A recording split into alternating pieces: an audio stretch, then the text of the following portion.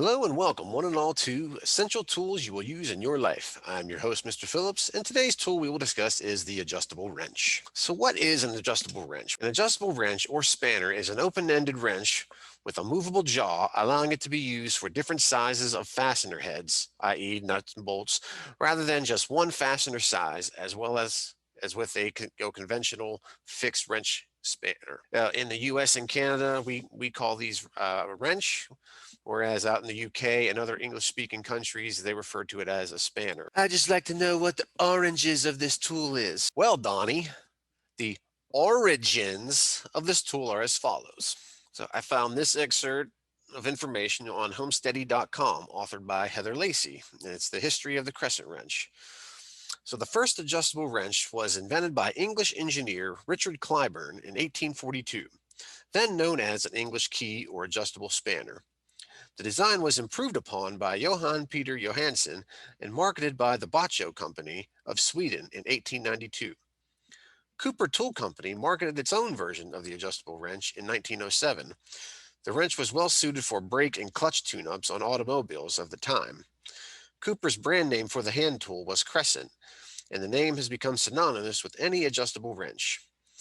Again, that is from homesteady.com. Commonly, you see these type of wrenches, adjustable wrench. Most likely, anybody says, go get me a Crescent wrench, this is the type of wrench they're referring to. Now, not all of these wrenches are Crescent wrenches. Crescent is just the trademark or the brand name of these certain type of wrenches. This one I'm holding in my hand here doesn't really have a brand name on it, but it says like forged steel. So whether if that one here says forged steel, if that's the brand name, that's what this one is. So it's an adjustable wrench, but commonly known as the Crescent wrench. So now you're probably asking the question, so when am I ever going to use this wrench?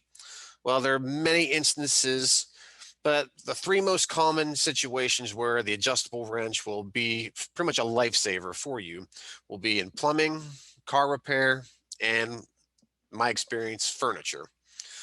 So now you're also probably thinking, well, why don't I just call a plumber or a mechanic? Well, like some of the repair jobs that you may have to do, maybe something so simple as, you know, tightening a nut or bolt, or just tightening the pipes ever so slightly to prevent a leak.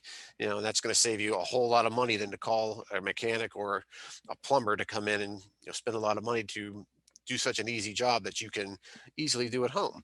So that's where this is a great tool to have in your household. Now, probably your most common household use will be with furniture.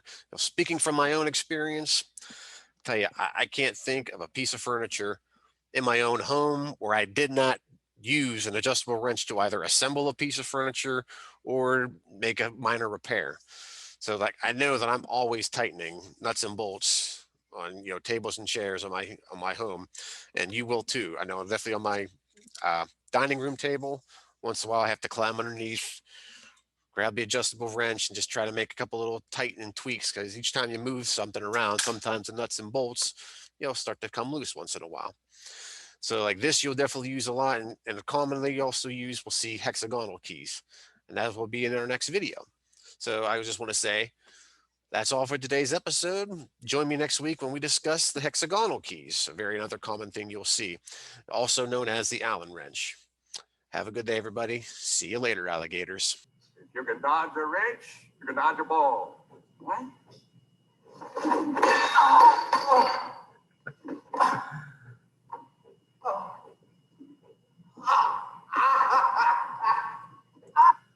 Remember, never use any form of technology to hurt somebody. Any other questions?